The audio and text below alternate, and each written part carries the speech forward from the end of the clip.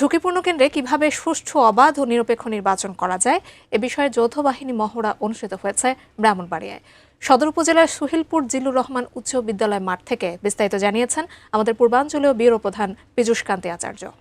আমি এখন আছি ব্রাহ্মণবাড়িয়ার সদর উপজেলার সুহিলপুর জিল্লুর রহমান উচ্চ বিদ্যালয় কেন্দ্রে, এবং এই কেন্দ্রে আমরা যেটি দেখেছি যৌথ বাহিনীর কিন্তু একটি মহড়া অনুষ্ঠিত হয়েছে। এখানে একটি তথ্য দিয়ে রাখি, ব্রাহ্মণবাড়িয়া জেলার যে 6টি সংসদীয় আসন রয়েছে, এই 6টি সংসদীয় আসনে কিন্তু মোট 805টি কেন্দ্র রয়েছে। এর মধ্যে কিন্তু 554টি কেন্দ্র কিন্তু ঝুঁকিপূর্ণ।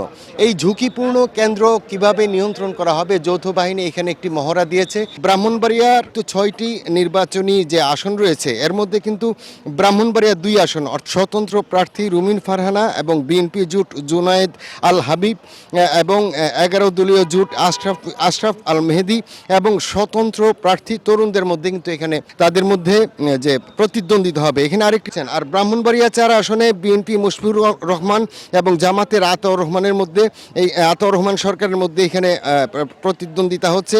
ব্রাহ্মণবাড়িয়া 5 আসনও কিন্তু এখানে বিএনপির অ্যাডভোকেট আব্দুল মান্নান, স্বতন্ত্র প্রার্থী কাজী নাজমুল হোসেন এবং ইসলামী আন্দোলনের নজরুল ইসলাম নজু এবং 11 দলীয় আমজাদ হোসেন আশরাফি কিন্তু এখানে প্রতিদ্বন্দ্বিতা করছেন। ব্রাহ্মণবাড়িয়া 6 আসনে অর্থাৎ বাঞ্ছারামপুর আসনে আপনারা জানেন বিএনপির জোটের জুনায়েদ সাকি, জামাতের মোহাম্মদ মহসিন এবং স্বতন্ত্র প্রার্থী ডক্টর মোহাম্মদ সায়েদুজ্জামানের মধ্যে কিন্তু এখানে প্রতিদ্বন্দ্বিতা হবে। এখানে আরেকটি তথ্য দিয়ে রাখি যে আমার সাথে কথা হয়েছে রিটার্নিং কর্মকর্তা শারমিন আক্তার জাহান। তিনি বলেছেন ঝুঁকিপূর্ণ যে কেন্দ্রগুলো রয়েছে, এই কেন্দ্রগুলোকে যেন শান্তিপূর্ণভাবে নির্বাচন হয় সেই ব্যাপারে কিন্তু তারা পর্যাপ্ত ব্যবস্থা নিয়েছেন। তো এই ছিল আমার কাছে ব্রাহ্মণবাড়িয়া থেকে সর্বশেষ খবর।